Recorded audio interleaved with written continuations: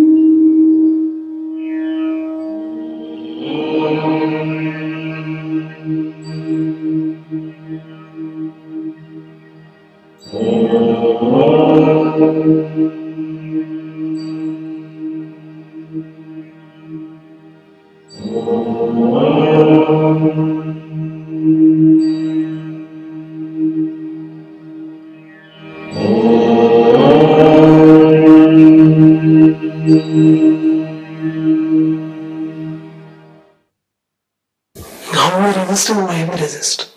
How and why do we resist? How? And why do we resist? And how it solves it. Resistance is our conditioning.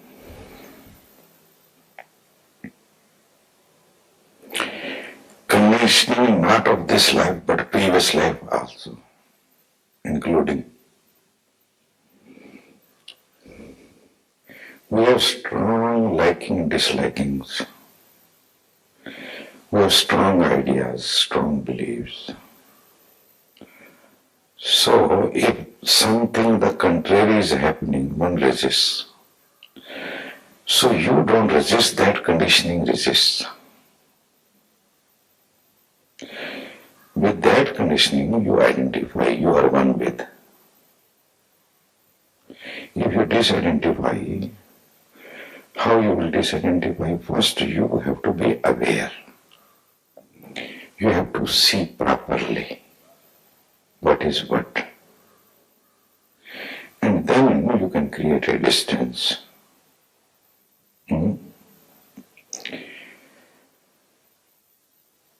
It is nothing but a conditioning.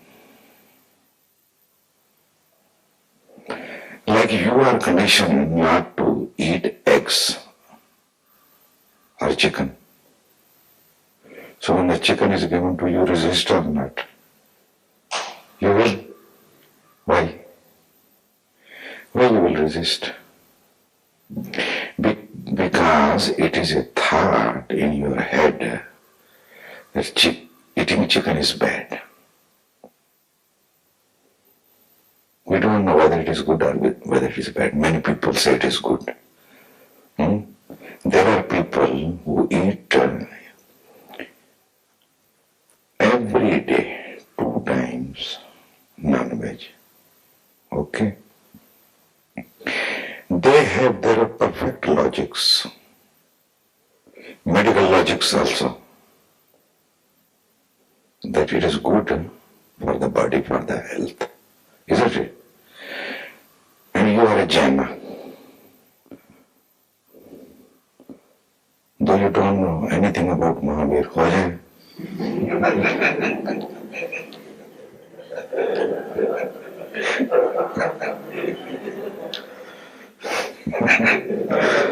That is the beauty.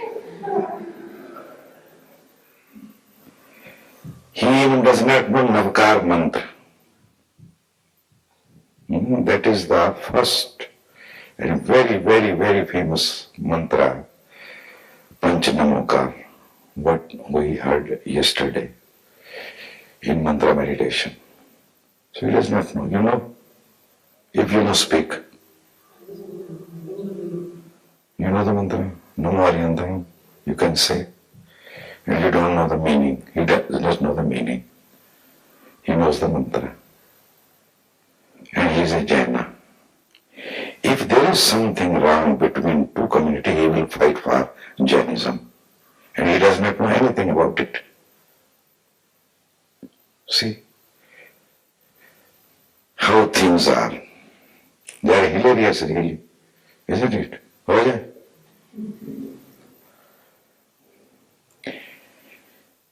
Whatever you do, you just justify, but you don't know anything.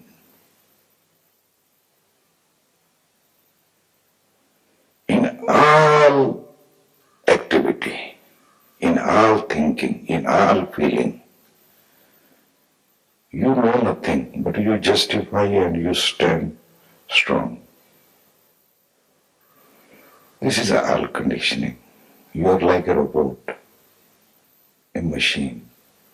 Different kind of machine, Jaina machine, Hindu machine, Muslim machine. People who really know, they never fight.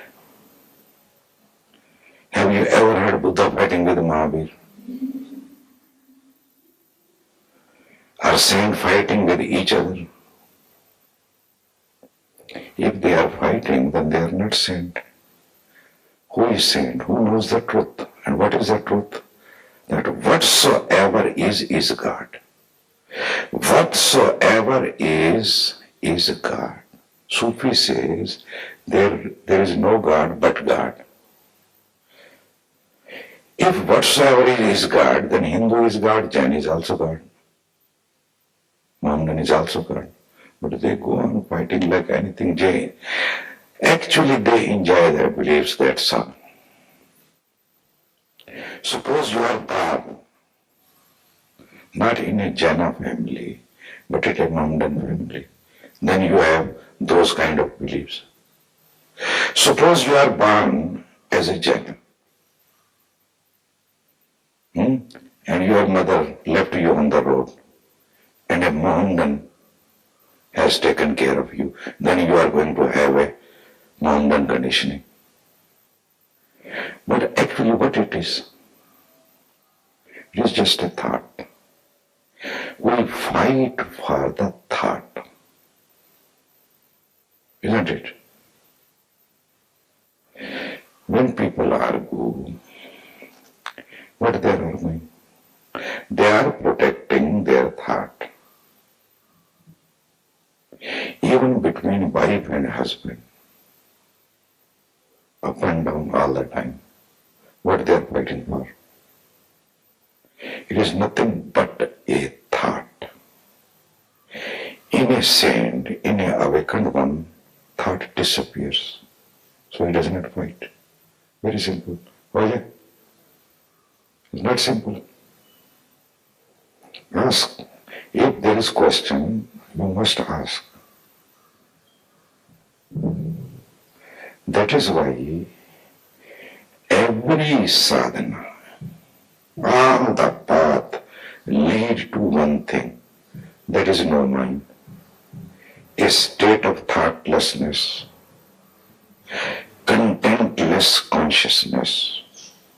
When you arrive at contentless consciousness, then you know what is what. Then everything starts changing in you. You have not to follow any do and don'ts, any code given by anyone. You are the code then. You see, you know, you respond.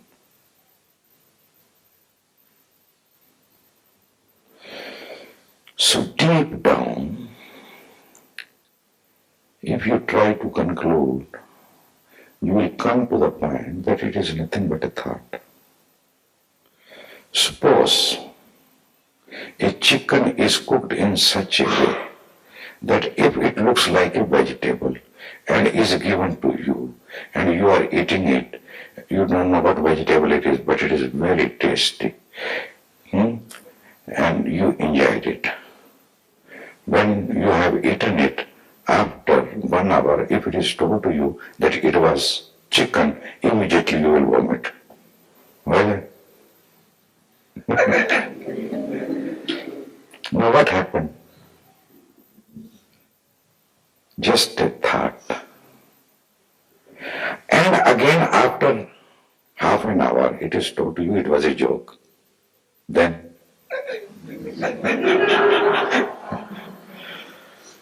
and we are so serious about everything, we are so serious. That is why I say there is no need to be serious.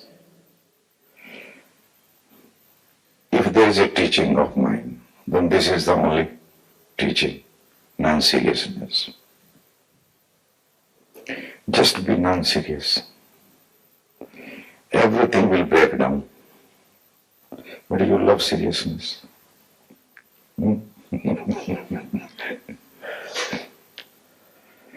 You're serious in everything.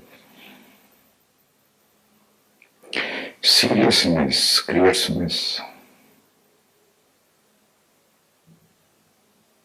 Just remember, when something is there, are you serious or not? Are you ready today to eat chicken? See?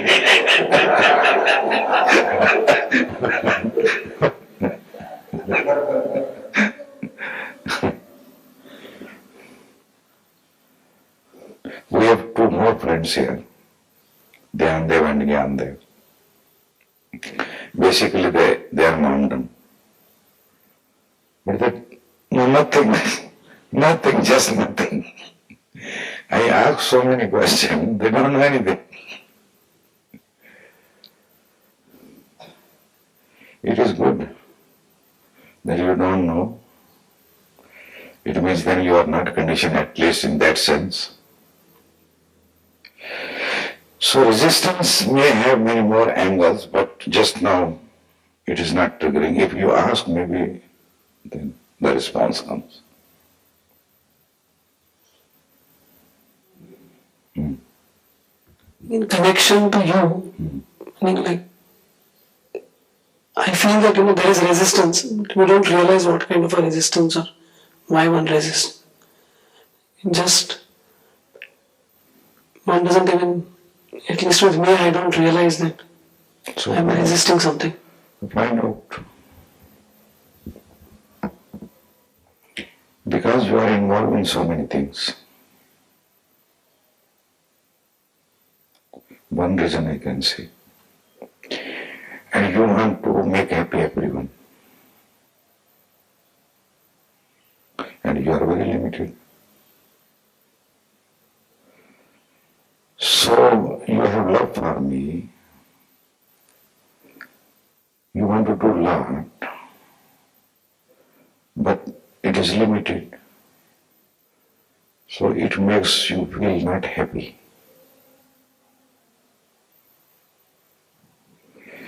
Start seeing what is resistant, then it will go.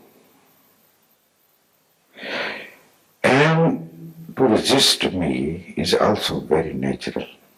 Very natural. Because coming to me means coming to the mirror. If you go to a wall, you are not afraid. But if you go to a mirror, you are afraid. On the one side, you will love me, you are attracted towards me, you would like to be with me, come to me more and more, and at the same time, you will be afraid also. Why? Because when you come to me, then you have to change. And actually that is why you are coming to me, unconsciously, unknowingly. That you want to grow, you want to bloom. That is why you come to me. You see somewhere, you feel somewhere that there is a possibility with this man. So on the first side, there is an attraction.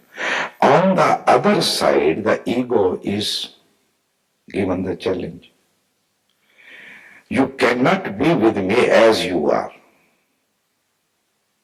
Not that I want to change you. No, not at all. You want to change you. You are not happy with the situation. You have to change. And you know deep down It is not conscious.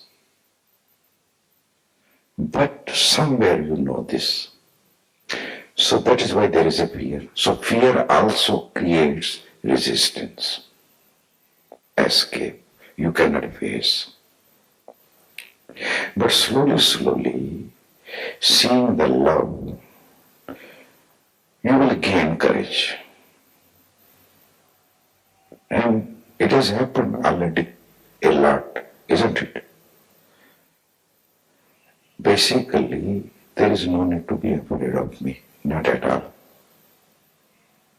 One should accept the challenge. That is how one grows. A small plant has to bear the sun and the rain and the weather, stormy weather, and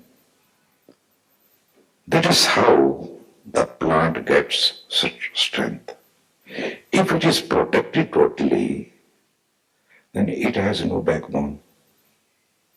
You understand? So in life, one has to move into challenges. That becomes the growth process. So coming to me is a challenge. Ask Gandhi. He is still going through after 10, 11 years. And many times there was ups and downs. But he persisted. So persistence is the only way. But from my side, I will not catch hold of you. I will allow if you come to me, I will allow if you go from me. You understand? No expectation of any kind. So when you see resistance, because of so many vested interests, we are involved in many vested interests. We find it very difficult to change things. That is why also we resist. When you want to gain something, you have to lose something also. But the mind wants only to gain. That is not possible. What you lose, you may think it is valuable or significant, but it is not. What you are going to gain, you don't know what it is, because it is not yet. So one has to become a juari, gambler. A seeker has to be a gambler. The more courageous gambler, the faster you grow.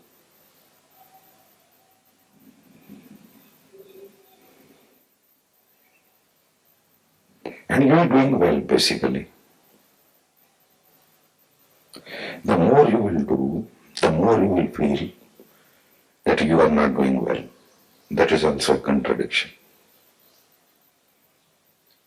You are doing very well. I never show you. There is no need, because then you will feel consoled. You stop somewhere, you will stuck somewhere. That is why I never say. I keep you in the situation you are in, so that you tremble, you feel insecure, you watch, you observe, you meditate and grow. But you are on the path, you are doing well. Resistance keeps on functioning, becomes more and more subtle as you grow. You will discover many, many layers of resistance. And when sometimes you resist, you justify that you are right and the other is wrong. But if you are really a good perceiver, you will see, no, I was wrong.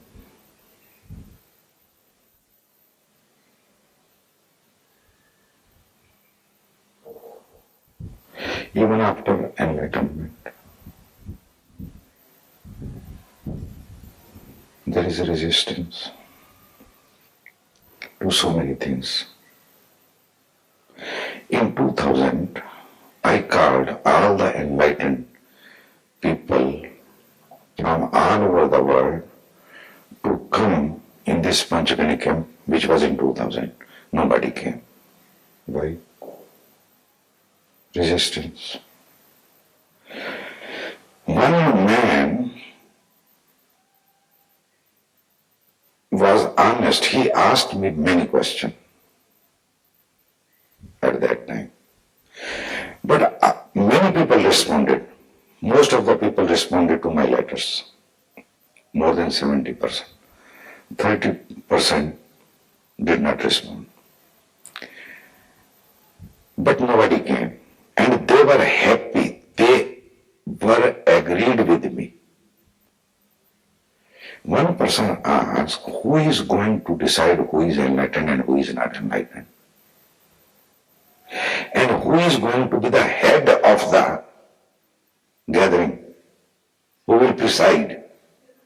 This kind of question, And ultimately he decided not to come. He wanted to come. Ultimately, what was that? That he may be not given the respect he deserves. One thinks that I deserve this much respect or this much attention, and one fears that he may not get, or somebody gets, or I may be proved unenlightened. That is a fear. That is why everybody resisted. Isn't it? If you have something to lose, you are going to resist. You don't want to lose even your simple foolishness. Sometimes you know also, but you protect it.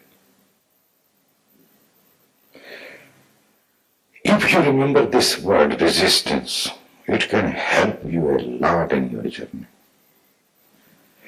Just remember any one word and repeat it again and again. Like I told you, self-remembering. Or hold on to I am. Hold on to Mama. Or just say to yourself, I am not the body. Just now I am saying, just remember this word resistance and see what is happening. I have changed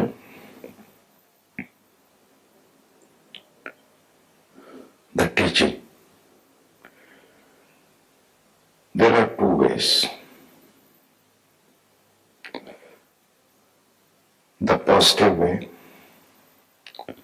one should learn acceptance. That is why in the night, at the end of the last session, we pray, Jo hua, acha hua. Whatsoever has happened was perfect. जो हो रहा है अच्छा हो रहा है. Whatsoever is happening is also perfect. जो होगा अच्छा ही होगा. Whatsoever will happen will be good. This is acceptance. And I was trying that you people should learn this, but you forget. Then the counterpart is not non-resistance. Don't resist. But you have to start somewhere. Not to resist. So are you ready to eat chicken? See?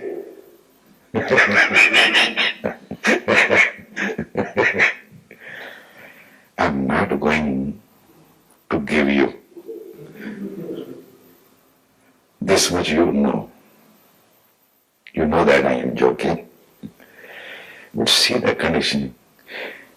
Osho also belonged to Jaina family, In Jaina family, I don't know, in all the Jainas or in his family, they never used to eat tomato because it has a red color, the color of the blood. They never, in their family, they never used to eat tomato. And once, Osho had mentioned about this. Once they went for a picnic, few friends, and their friends forcibly gave Osho soup.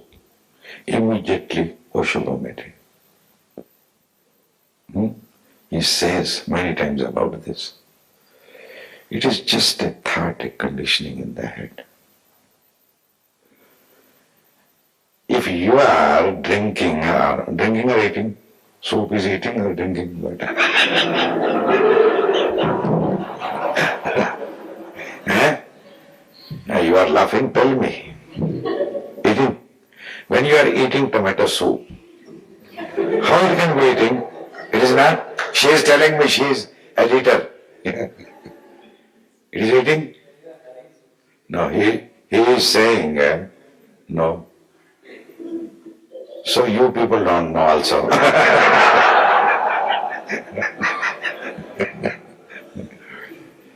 Okay, let us eating or drinking. When you are having a soup, tomato soup,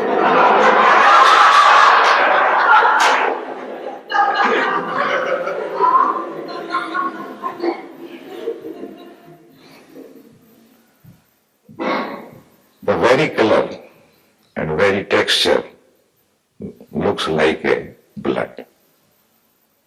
So as if you are having a blood. Chee! So it is a Jhana conditioning. Do you know, on this earth, any kind of animal, you name it and it is eaten by someone or other. In China, they eat each and everything. Who knows, maybe in India also. And I am asking you, will you eat chicken? I am not asking, will you eat rat? People eat rat. Idi Amin, have you heard about Idi Amin? He used to eat small kids in his fridge when he was caught. It was full of small babies, human babies, not monkey. He used to eat man's flesh. And they enjoy. And they go in heaven also.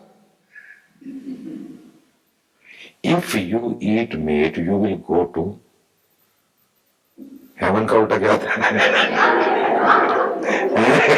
Hell. You go to hell. And they go to heaven. What is right? What is wrong? Who is going to decide? How you are going to decide? You have one philosophy. I have another philosophy. You have your philosophy right. I have my philosophy right. So we fight. But philosophy is philosophy. Philosophy is not bothered whether two people are fighting for them. Ideas fighting.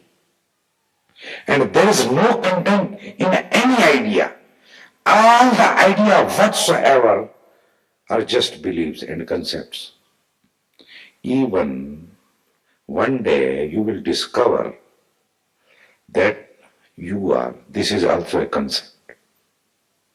It is not the case. One has to go that far. I am. Now, I am speaking so loudly. Can it be denied? But it is all illusion. It is just a thought. One has to discover this also. Now science is saying, the physics is saying, that whatsoever you perceive is not there. Religion, spirituality is saying it since very, very long time that it is all Maya. Science is proving every day.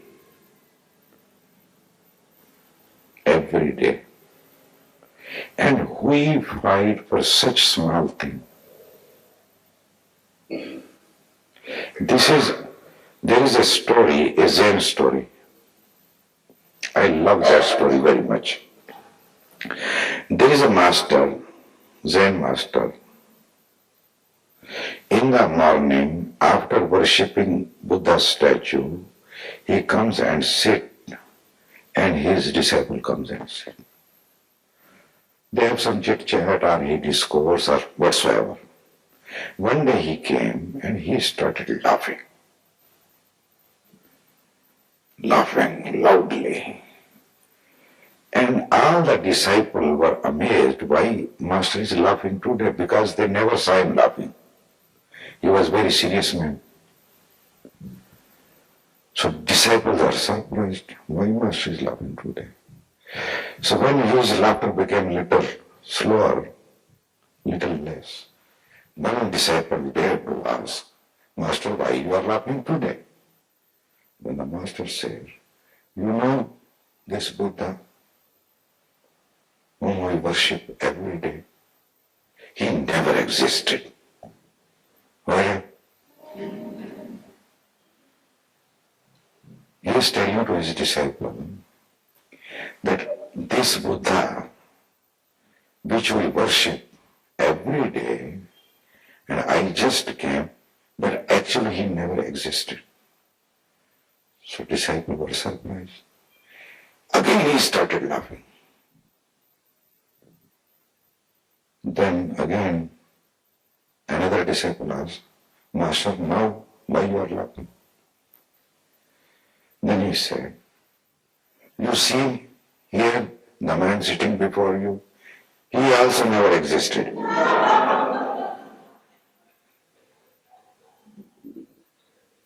Allow me, Gyan, let me, the way, attitude.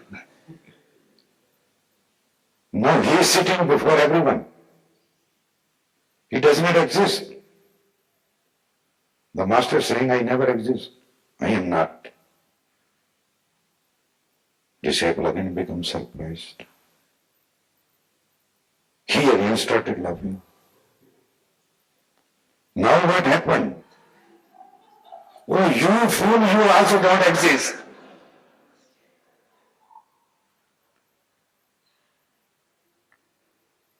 No, it is not a joke. It is a Zen story. But the message is, what appears is not. What is does not appear. Because what is has no name, has no form. All the forms go on changing, they appear and disappear. So what goes on change? Sansar parivartan ka niyam. The last line in our prayer is, why you are laughing?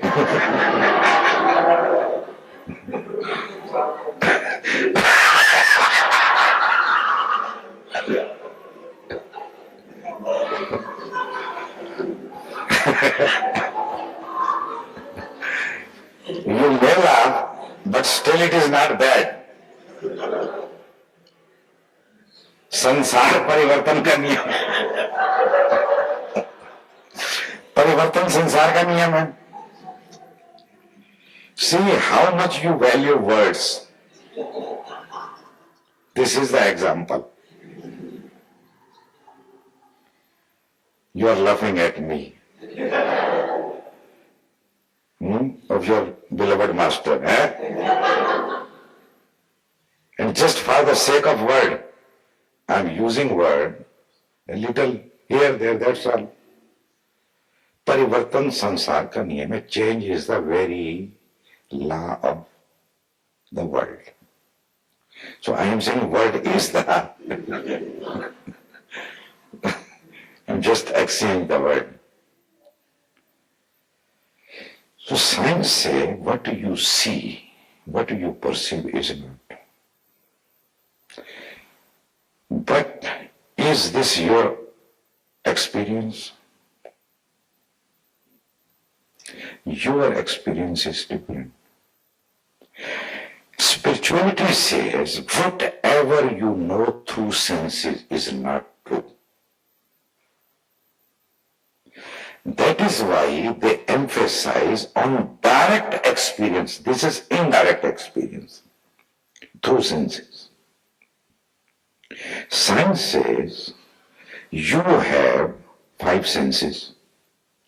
There are animals who have four, R3, R2, R1 sense. One sense means just body, no other senses. So what we see, a species who has four senses see something else. Of three, something else. Of two, something else. Even we all have five senses, what we see is not the same. Is not the same. I will tell you one story of Shamlin. You typed. You forgot that story? Okay, no problem. But we fight. We fight for that which is not. And we are totally unaware of what is. That is why the spirituality takes you to that point where you know what is what. When you really see how things are, then you settle. You are quiet, you are happy, you are centered, contented.